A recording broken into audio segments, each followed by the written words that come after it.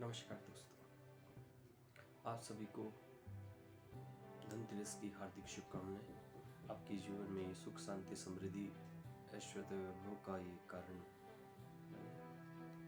आपके जीवन में भगवान धन्वंतरी का आशीर्वाद हो, ऐसी मंगल कामनाओं के साथ इसके बारे में कुछ बताता हूँ।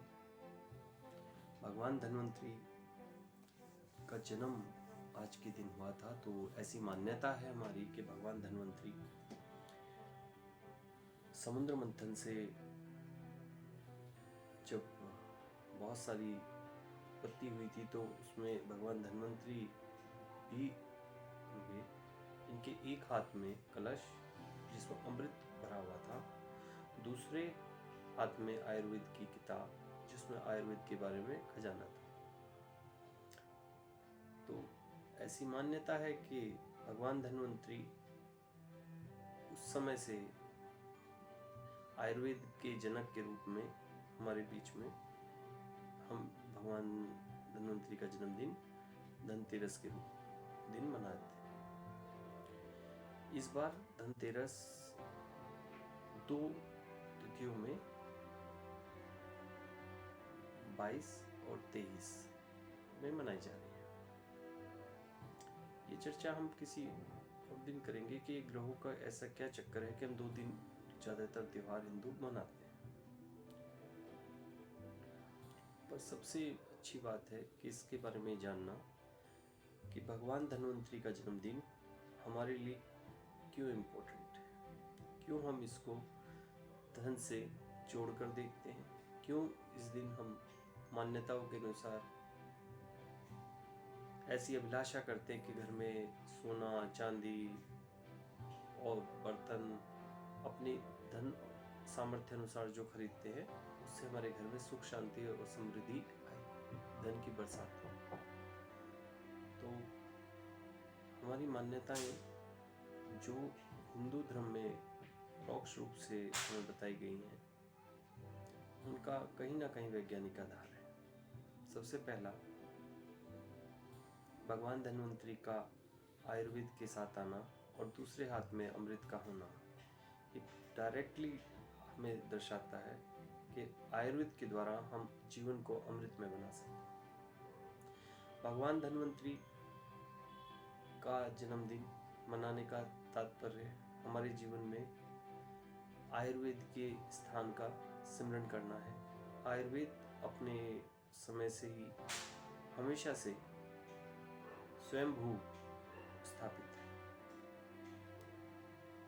आयुर्वेद किसी का मोहताज नहीं है कि उसको किसी का सामर्थ्य था। आप सब जानते हैं कि भारत का हर घर बिना आयुर्वेद के अपूर्ण है। आप इसको ऐसे समझिए कि आप अपनी माताश्री से बोलिए कि माताजी आज जो है बिना हल्दी के और बिना नमक के और बिना मसालों के खाना बनाइए, और आप 2 दिन खाइएगा, तीसरे दिन आप बोलेंगे कि खाना ही बेकार है।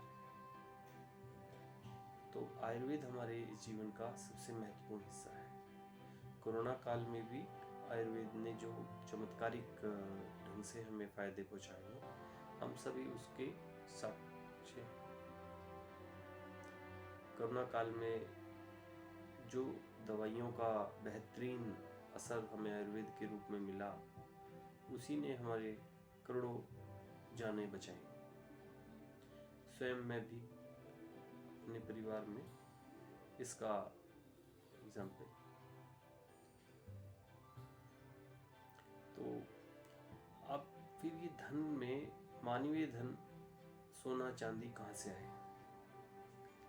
जैसा आप जानते हैं कि समय अनुरूप छोटी मोटी त्रुटियां हम लोग अपने रूप में इसको विकसित करते हैं।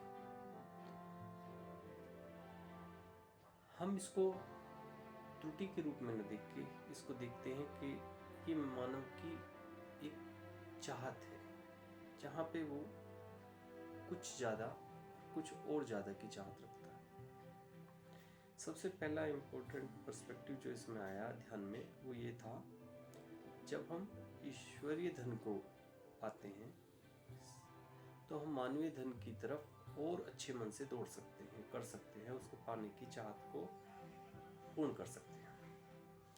अब आप पूछेंगे कि मानवीय धन और ईश्वरीय धन, ये दो तरह के धन तो हमने कभी सुने नहीं। तो मैं आपको बताना चाहूँगा, हमेशा हम धन को एक ही रूप में देखते हैं और जिसकी वजह से हम हमेशा तनाव का अपने अंदर स्थान पाते हैं। धन दो प्रकार के हैं, एक ईश्वरीय धन, एक मानवीय धन।